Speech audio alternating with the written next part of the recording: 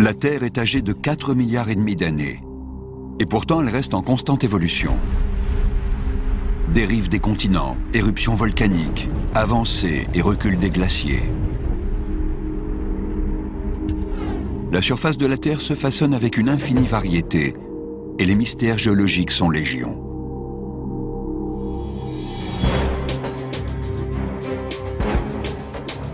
Aujourd'hui, nous partons à la découverte du territoire de New York, riche d'un passé de 450 millions d'années.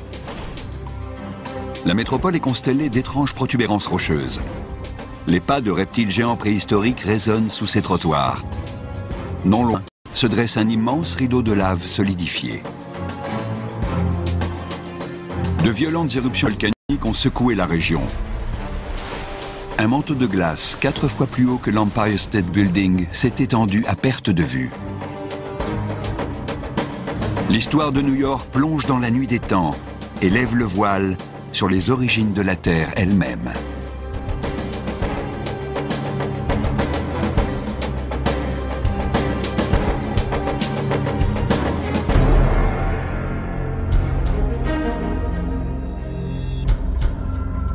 Notre enquête commence ici, sur les affleurements rocheux de Manhattan.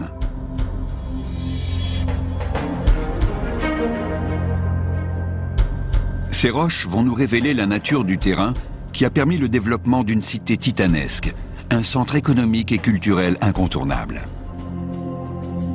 Elles surgissent un peu partout dans Manhattan, imposant leur présence massive dans les parcs ou entre les immeubles. Ces vestiges des temps anciens peuvent faire plusieurs mètres de haut.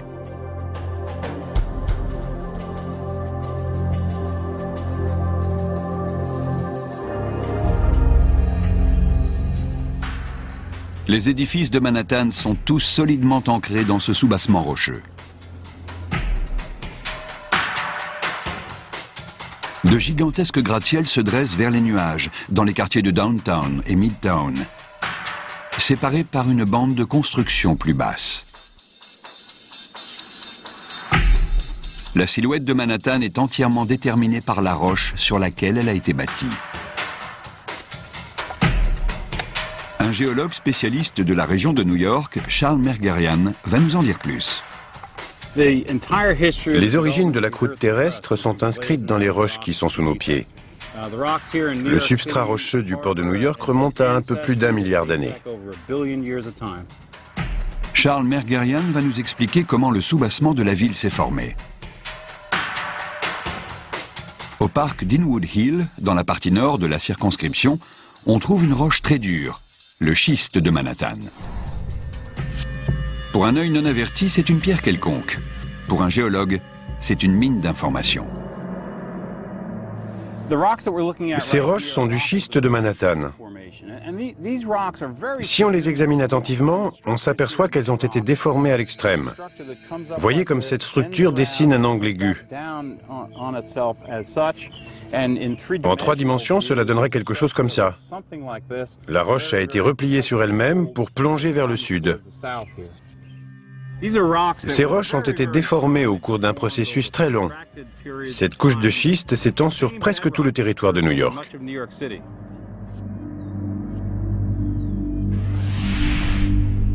Ce type de déformation témoigne de pression intense. Il analyse un prélèvement pour s'en assurer. La datation radiométrique nous apprend que cette roche a 450 millions d'années. Sa structure est également révélatrice. Elle présente un kaléidoscope de minéraux.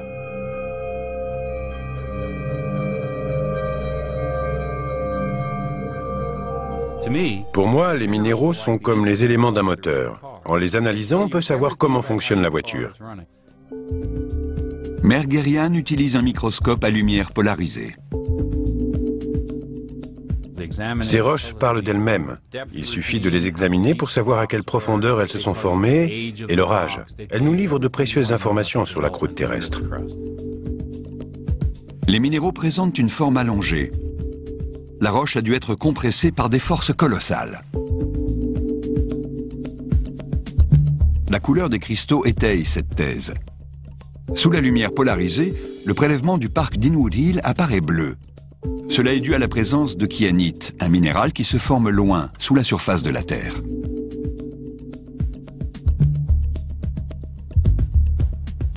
Une roche née à ces profondeurs possède des caractéristiques de dureté exceptionnelles.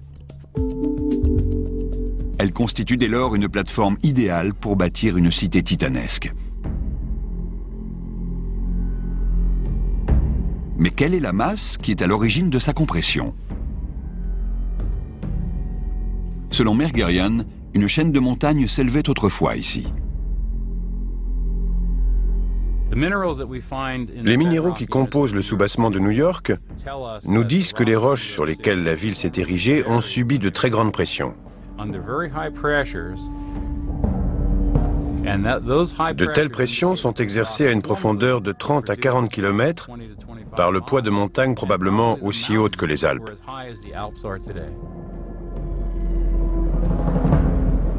Aussi imposantes soient-elles, les montagnes n'échappent pas aux ravages du temps. Les Rocheuses, par exemple, culminaient à près de 10 000 mètres il y a plusieurs millions d'années. L'érosion les a réduites de moitié.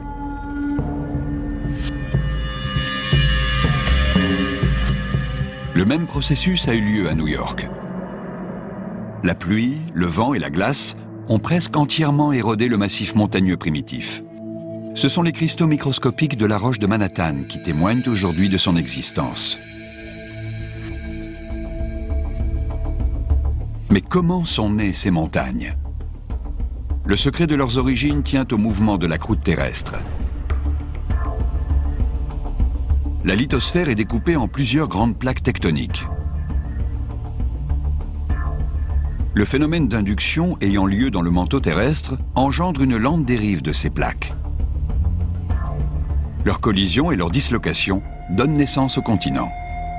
Il y a 450 millions d'années, la surface de la Terre était très différente. L'Amérique du Nord se trouvait bien plus au sud. L'Amérique du Nord était tournée à 90 degrés dans le sens des aiguilles d'une montre, à cheval sur l'équateur. Sous ces latitudes tropicales, la côte Est bénéficiait de conditions climatiques paradisiaques.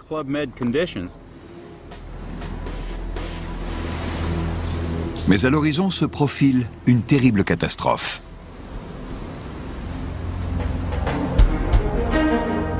Sous l'effet de la dérive des plaques tectoniques, la côte Est entre en collision avec les rivages de l'ancienne Afrique de l'Ouest. La rencontre a lieu il y a 450 millions d'années. Elle provoque un véritable chaos géologique. Les forces de compression intense érigent une chaîne de montagnes. Cette collision a eu des répercussions fondamentales dans la formation de la côte Est de l'Amérique du Nord. Aujourd'hui, il n'en reste que ces affleurements émergeant du soubassement new-yorkais.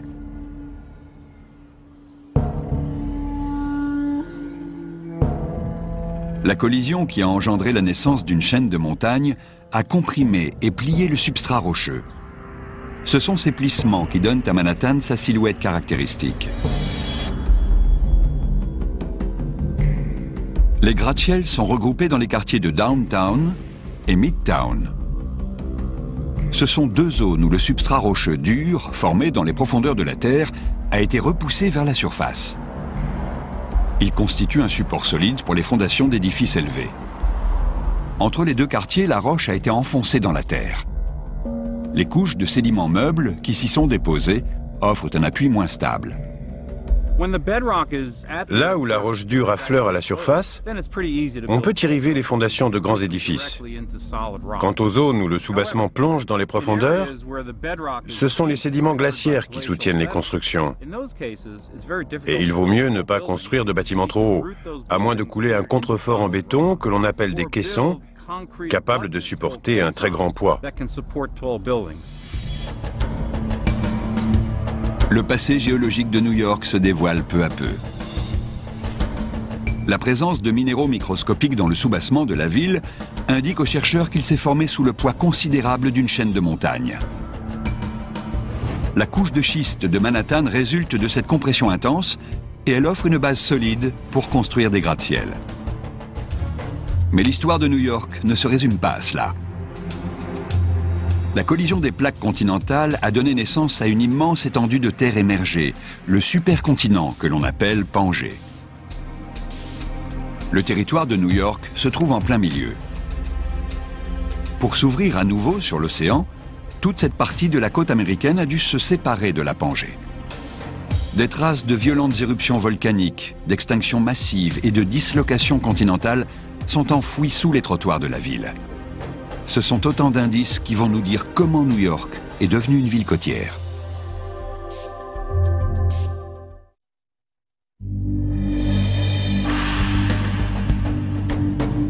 La ville de New York possède un riche passé géologique. Sa position stratégique sur le littoral et sa baie aux eaux profondes en font un port d'échanges commerciaux de premier ordre. Mais il y a 450 millions d'années, la région de New York s'est retrouvée enclavée dans un gigantesque supercontinent baptisé Pangée. Comment s'est-elle ouverte sur l'océan ? Pour le savoir, il faut faire un bond en avant de 250 millions d'années. Dans une carrière du New Jersey, à une quarantaine de kilomètres au nord-est de Manhattan, le paléontologue Paul Olsen met au jour des premiers éléments de réponse. Des empreintes fossilisées. Voici l'empreinte en relief d'un reptile de la famille du crocodile. Il mesurait 1,20 m de long. C'était un des carnivores dominants à la fin du Trias. On voit les doigts avec leur coussinet et la paume. Cet animal faisait la taille d'un crocodile moyen, mais certains spécimens pouvaient rivaliser avec le T-Rex.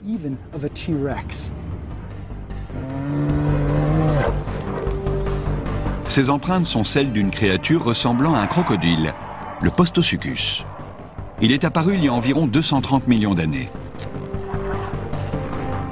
Mais 30 millions d'années plus tard, toute trace de son passage s'évanouit. Le Postosuchus et la moitié des animaux terrestres de l'époque disparaissent subitement. C'est l'une des extinctions massives les plus importantes de l'histoire terrestre. Il y a eu une extinction massive et nous en avons la preuve. Dans la région, on trouve un très grand nombre d'empreintes fossilisées, en particulier celles de reptiles apparentés aux crocodiles. Mais subitement, on en perd toute trace. Cette extinction massive n'est explicable que par un événement cataclysmique. Olsen pense qu'elle est liée au désenclavement de New York.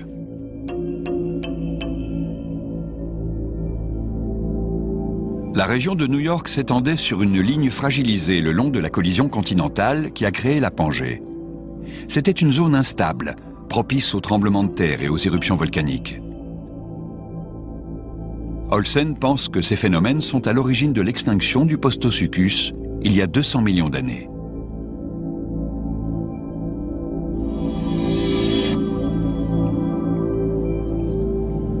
Une couche de roches sombres, au-dessus de celle où ont été trouvées les empreintes, attire son attention. Il s'agit de basalte.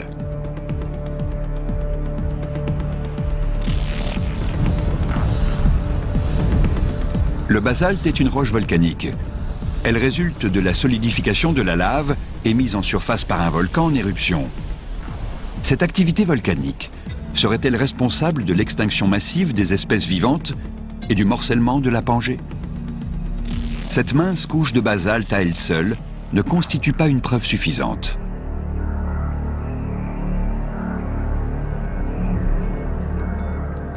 Pour affirmer que de gigantesques coulées de lave ont déclenché une catastrophe planétaire, les géologues doivent fournir des éléments plus probants. Matthew Goring suit une piste. Il étudie les palissades du New Jersey, une longue ligne de falaises bordant la rive ouest de la rivière Hudson. Cette barrière rocheuse s'étend de New Jersey City à mi-hauteur de Manhattan. Elle est entièrement constituée de roches basaltiques, la même qui semble impliquée dans l'extinction massive des animaux terrestres. Et aux palissades, la masse de basalte est colossale.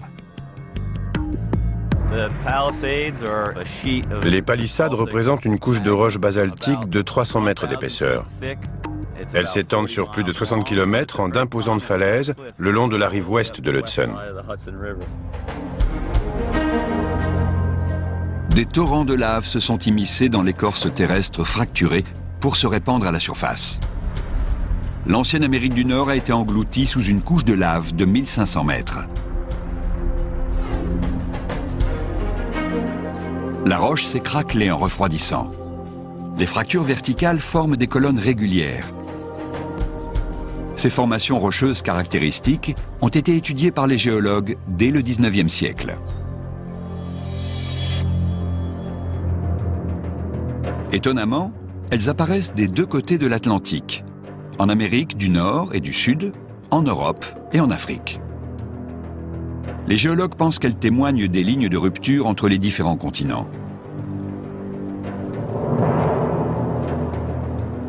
Mais cette théorie ne sera vérifiée que dans les années 1950, avec le développement d'une discipline révolutionnaire, le paléomagnétisme. Il étudie et mesure les propriétés magnétiques des roches.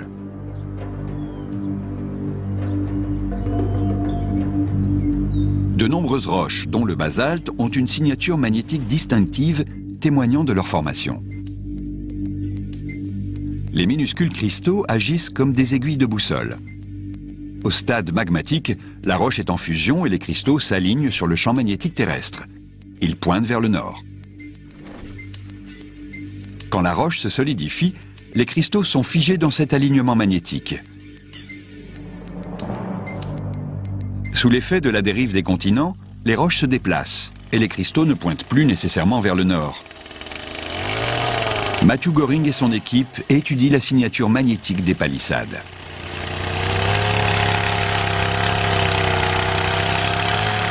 Pour prélever un échantillon, ils utilisent une perforatrice à injection d'eau.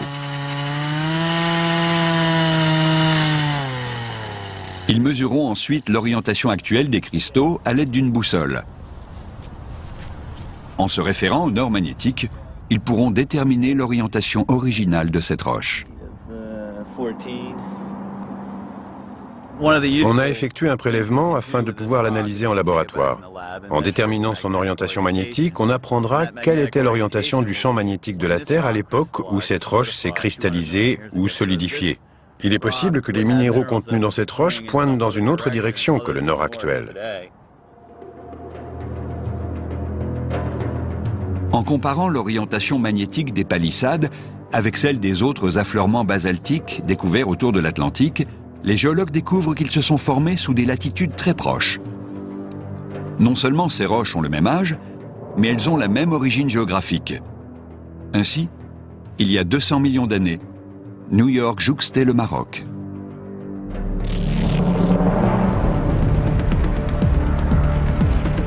Toutes les pièces du puzzle sont rassemblées pour reconstituer cette page du passé géologique de New York. Tout a commencé par des éruptions volcaniques titanesques. Il y a environ 200 millions d'années, l'Amérique du Nord et l'Afrique ont commencé à se séparer. Il y a eu de gigantesques éruptions volcaniques le long d'une ligne de rupture très longue dans l'écorce terrestre. Des milliers de volcans ont craché des torrents de lave à la surface de la Terre. La roche en fusion a inondé une très vaste région s'étendant sur près de 10 millions de kilomètres carrés, du sud-ouest de la France au sud-ouest du Brésil, de New York au Mali, dans le cœur de l'Afrique. Toutes ces terres étaient parcourues de coulées de lave pouvant atteindre près de 1500 mètres de haut.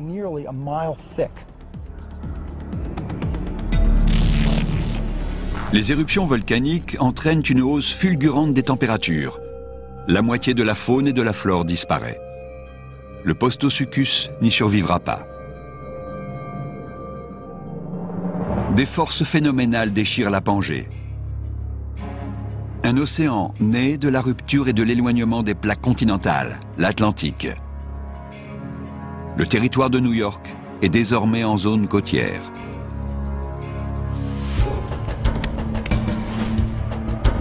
Des empreintes vieilles de 200 millions d'années préservées sous une couche de basalte et la présence massive des palissades de l'Hudson indiquent que la Pangée s'est disloquée pour créer la côte est de l'Amérique du Nord. Mais l'histoire de New York ne s'arrête pas là. Après une naissance dans le feu des entrailles de la Terre, la région va subir l'effet d'une autre force destructrice.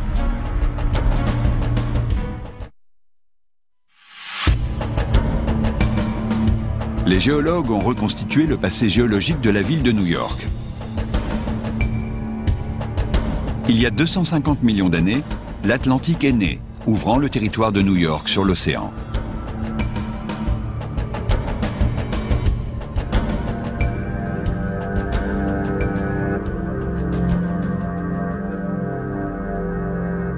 La rivière Hudson n'était à l'époque qu'un mince cours d'eau. Qu'est-ce qui a pu en faire une voie navigable permettant aux cargos de marchandises de remonter loin dans les terres?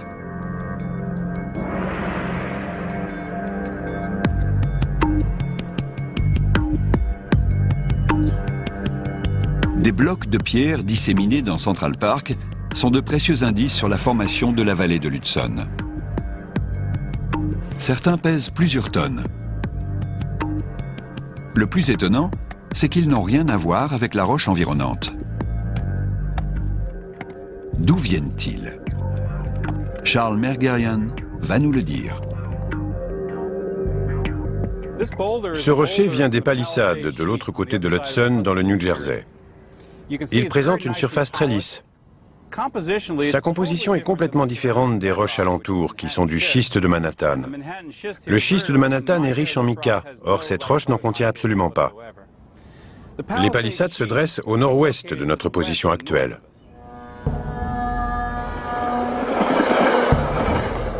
Les palissades surplombent la rivière Hudson sur plus de 60 km. Qu'est-ce qui a pu transporter ces rochers sur une aussi grande distance? Pour Mergerian, il ne peut s'agir que de glace.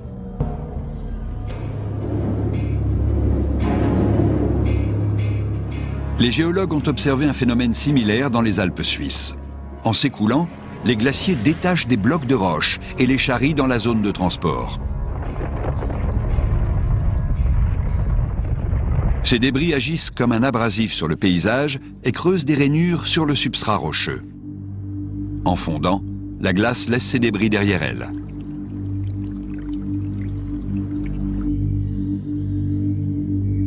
Mergerian pense que les rochers de Central Park sont les vestiges d'une érosion glaciaire. Cela expliquerait aussi les stries creusées dans le soubassement rocheux. L'affleurement rocheux de Central Park nous montre les traces que laissent les glaciers sur le paysage. Ce sont des stries glaciaires. Elles sont creusées par des rochers enchâssés dans la glace et charriés par elles. Ces blocs de pierre ont taillé et poli la roche à la manière d'un burin.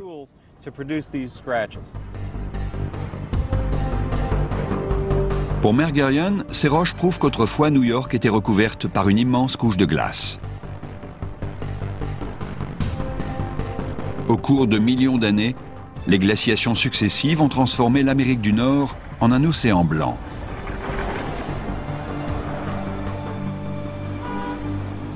Ces stries ne livrent cependant pas toute l'histoire de New York. L'érosion indique qu'un événement glaciaire phénoménal a aplani le territoire de la future métropole.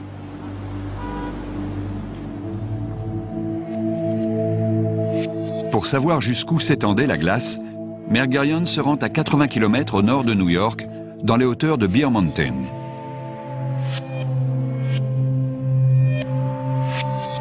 Il observe les mêmes traces d'érosion glaciaire qu'à Central Park.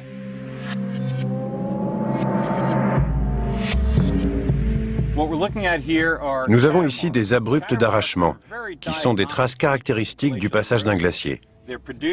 Ils sont dus à la présence de blocs de pierre dans la zone de transport.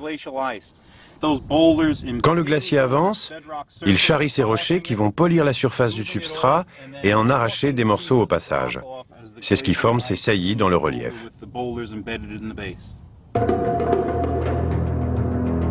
Ces traces nous apprennent que le glacier devait faire des centaines de mètres d'épaisseur.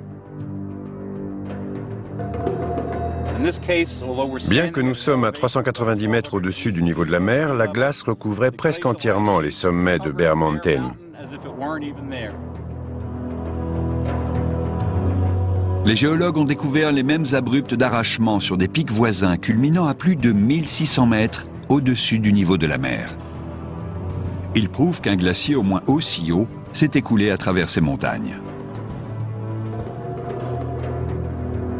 La même chose se serait-elle passée dans les alentours de Central Park? La réside encore une fois dans la roche. Ces stries parallèles ont également été creusées par le passage d'un glacier. Les débris charriés par la glace ont érodé la surface dure du substrat granitique. Ils l'ont poli et ont taillé une série de sillons qui se voient à peine ici. Mais selon la lumière, elles apparaissent plus clairement. Je vais mesurer leur orientation.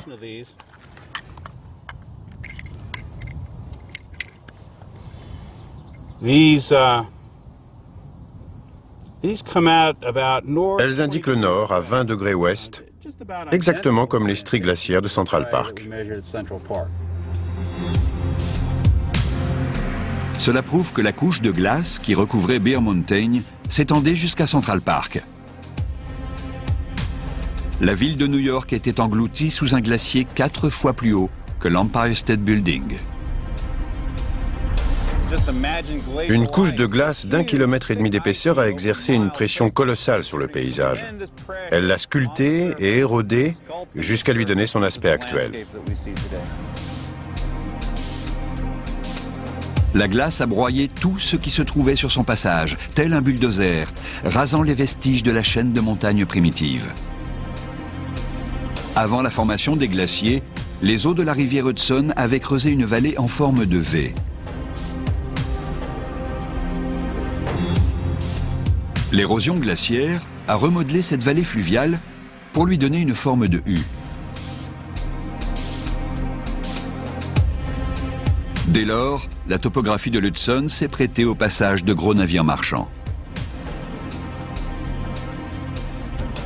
Presque tout est en place pour accueillir la mégalopole de New York. Les stries creusées dans les affleurements rocheux de Central Park témoignent d'une forte érosion glaciaire. Les abrupts d'arrachement sur Bear Mountain montrent qu'une couche de glace 4 fois plus élevée que l'Empire State Building recouvrait les environs. En fondant, la glace a laissé une longue barrière de débris sédimentaires coupant la rivière Hudson de l'Atlantique. Reste maintenant aux géologues à comprendre ce qui a percé ce barrage pour ouvrir le port de New York sur l'océan.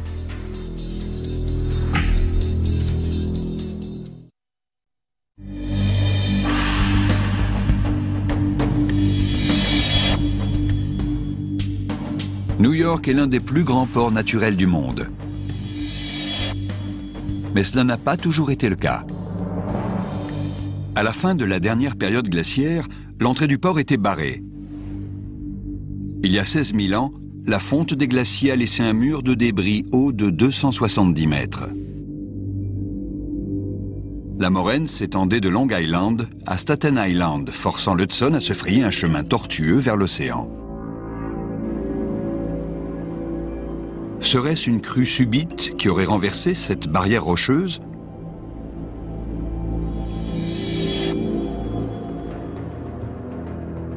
Ce serait l'hypothèse la plus vraisemblable, mais il faut la prouver. Dans les années 1960, des pêcheurs font une prise inattendue à l'embouchure de l'Hudson. Il s'agit d'une gigantesque défense de mammouth.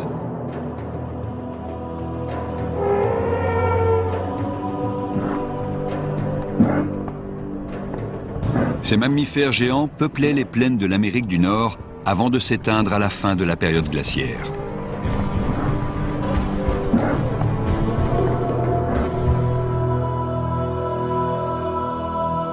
Il n'est donc pas surprenant de trouver des traces de leur existence dans les environs. Mais les découvertes d'ossements de mammouth se multiplient dans l'embouchure de la rivière. Un violent torrent a dû les emporter au large de la côte. d'autres éléments corroborent cette thèse. D'énormes blocs de pierre jonchent les fonds sablonneux. Certains sont aussi gros que des voitures. Selon toute probabilité, ils proviennent de la moraine qui reliait Long Island à Staten Island. Pour le géologue David Franzi, seul un torrent violent a pu les transporter là. D'après la taille des rochers, on sait qu'il a fallu un courant d'un débit minimum de 45 000 mètres cubes d'eau par seconde, ce qui est déjà 3 fois plus que le débit du Mississippi. D'où vient cette eau? Les chercheurs se mettent en quête de la source d'un torrent suffisamment violent pour avoir charrié ces énormes blocs de pierre dans la mer. Pour les géologues, les roches sont comme les pages d'un livre d'histoire. L'érosion peut arracher quelques feuillets. Notre travail consiste alors à rassembler des éléments fragmentaires pour reconstituer les événements de façon cohérente. À 500 km au nord de New York, David Franzi cherche le sillage d'un flux torrentiel d'eau. Il se rend sur le mont Covey Hill, dans le massif des Adirondacks. À cet endroit poussent des pins gris. En général, les terres riches et fertiles de la région sont propices à une végétation plus luxuriante. Leur présence indique une couche de terre peu profonde.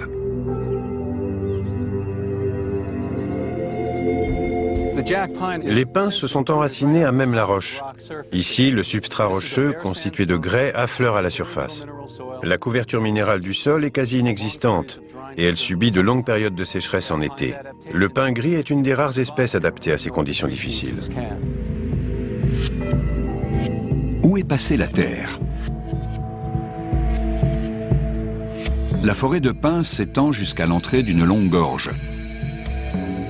Habituellement, il faut des milliers d'années pour que l'érosion creuse ce type de défilé. Mais ici, l'absence de couverture de sol suggère une crue soudaine. Un torrent d'une force phénoménale aurait balayé la terre et taillé la roche.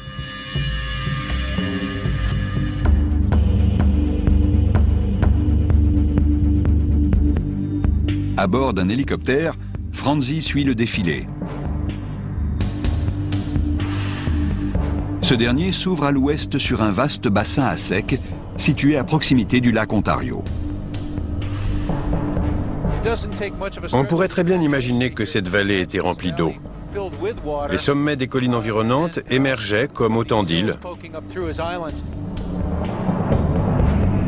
Il y a 16 000 ans, plus de 8 milliards de kilomètres cubes d'eau remplissaient ce bassin.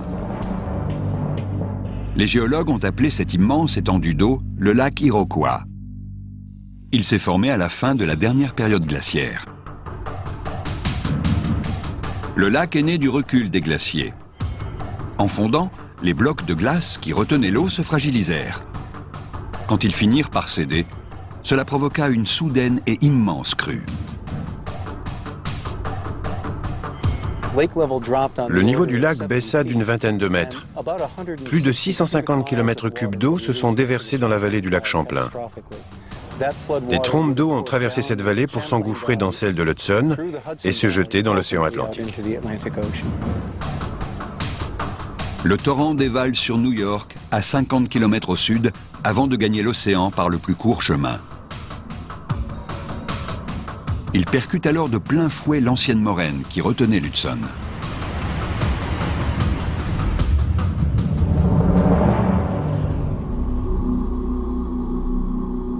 Le pont qui se dresse derrière moi traverse le canal créé par cette crue subite.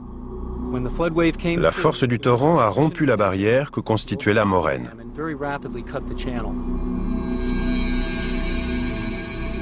Cette ouverture est aujourd'hui le principal chenal d'accès au port de New York.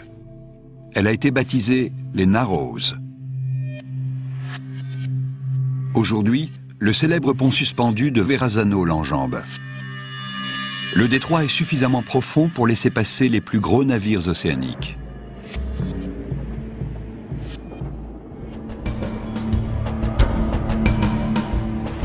Pour les géologues, les défenses de mammouths et les énormes blocs de pierre qui tapissent l'embouchure de l'Hudson témoignent du passage d'un torrent assez violent pour balayer la moraine. Un défilé remontant au Grand Lac indique la source de ce flux d'eau. C'est une crue titanesque qui a créé les Narrows. Elle a par la même occasion donné au port de New York une voie d'accès navigable. Les caractéristiques géologiques de New York ont joué un rôle fondamental dans son développement. Mais les éléments qui ont contribué à son érection peuvent également être les instruments de sa destruction.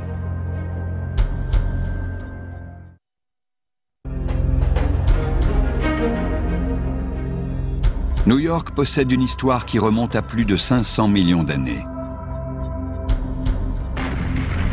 La surrection d'une gigantesque chaîne de montagnes, les éruptions volcaniques et les glaciations ont modelé son paysage. Mais qu'en est-il de son avenir ? Les processus géologiques ont permis le développement d'une des plus puissantes métropoles mondiales, mais ils ont aussi le pouvoir de la rayer des cartes.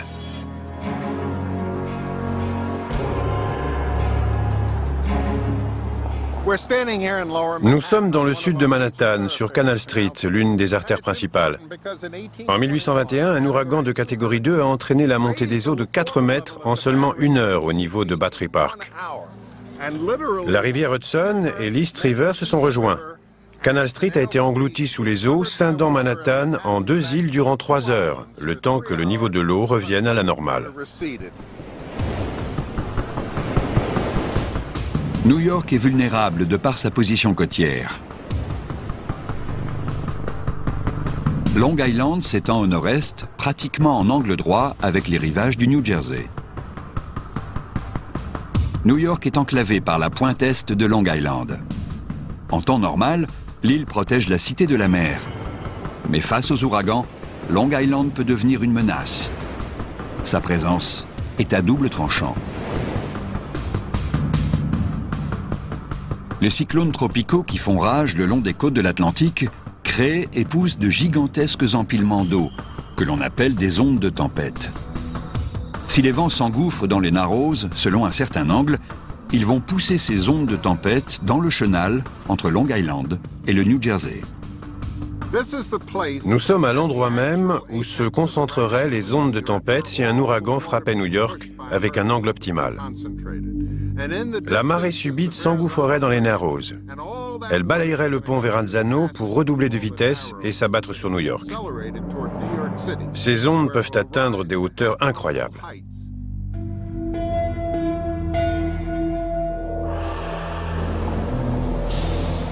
Après Miami et la Nouvelle-Orléans, New York est la 3e ville américaine la plus vulnérable aux dégâts causés par les cyclones tropicaux.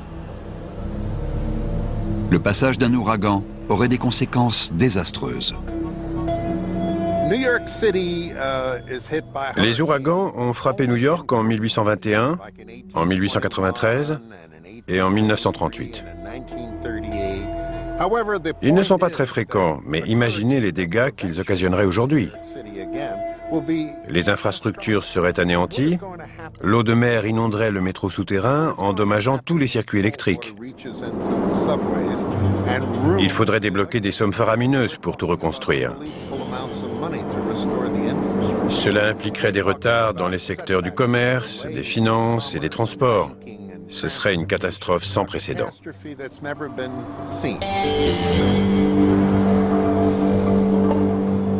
Les ondes de tempête ne sont pas les seules menaces à craindre.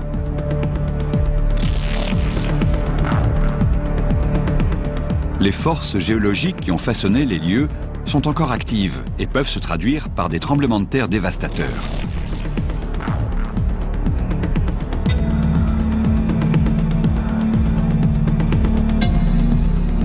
Le 4 novembre 1884, New York est secoué par un tremblement de terre qui dure 10 secondes.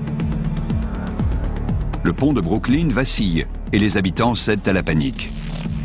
Le séisme est de magnitude 5 sur l'échelle de Richter. Le 17 janvier 2001, New York tremble encore. Cette fois, le séisme est mineur. D'une magnitude de 2,4, il a lieu sous la 125e rue.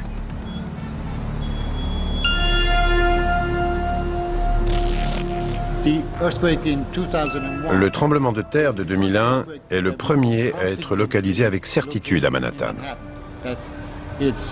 Beaucoup de personnes l'ont ressenti.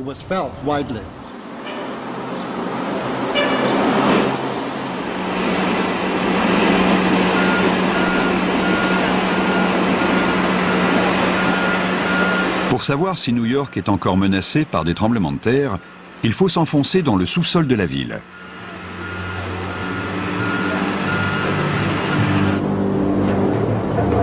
Le sismologue Leonardo Sieber étudie les causes de ces secousses sismiques.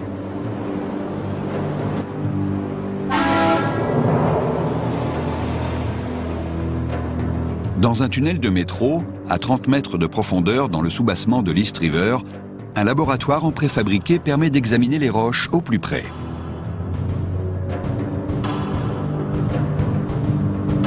Il s'agit de schistes de Manhattan. Mais Sieber craint qu'il ne soit pas aussi solide qu'on le pensait.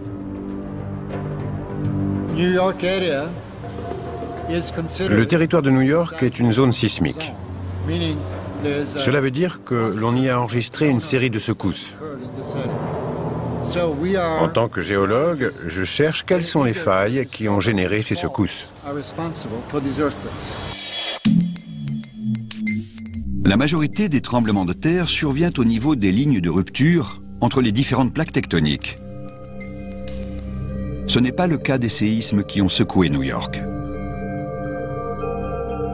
La cité se dresse en plein milieu de la plaque nord-américaine, à mi-chemin entre la dorsale médio-atlantique et la faille de San Andreas. Quelle est leur origine alors?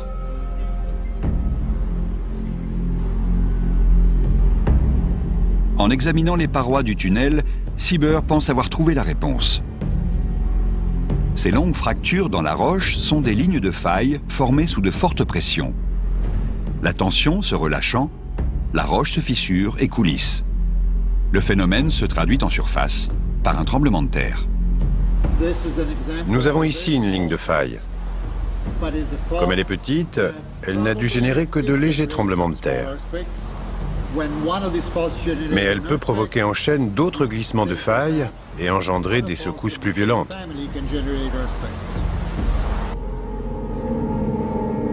Ces failles dans le soubassement new-yorkais témoignent d'une activité sismique passée. Malheureusement, nous n'avons aucun moyen de savoir si ces failles sont actives et si elles représentent encore une menace. Si un tremblement de terre de forte magnitude survenait aujourd'hui à New York, il occasionnerait des dommages considérables. La majorité des bâtiments de New York ne résisteraient pas à un tremblement de terre majeur. Les tunnels des voies de communication seraient en première ligne, en particulier ceux qui traversent les rivières, car certaines portions reposent sur de la roche dure, tandis que d'autres sont creusées dans une couche sédimentaire meuble. L'isolation des deux matériaux peut provoquer des fissures et des crevasses. Les infrastructures seraient ravagées. Cela prendrait des dizaines d'années à tout remettre en état. Les géologues ont rassemblé tous les éléments du passé géologique de New York. Le soubassement de la ville s'est formé sous une chaîne de montagnes culminant à plus de 1600 mètres. L'activité volcanique et des millions de kilomètres carrés de lave ont disloqué un ancien supercontinent pour créer la côte est de l'Amérique du Nord. Un glacier 4 fois plus haut que l'Empire State Building a façonné le lit profond de la rivière Hudson. Une crue phénoménale a troué la moraine glaciaire pour ouvrir le port de New York sur l'océan.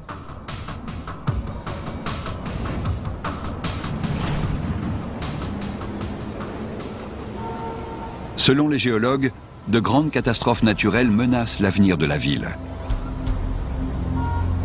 Dans 40 000 ans, une couche de glace va recouvrir la région. Dans 250 millions d'années, l'Atlantique va commencer à se refermer. L'Europe et l'Afrique entreront à nouveau en collision avec la côte américaine. Les vestiges fossilisés de ce qui fut New York ne formeront alors qu'une couche sédimentaire parmi d'autres dans les entrailles d'une nouvelle chaîne de montagnes. Un bref paragraphe dans l'histoire de notre planète.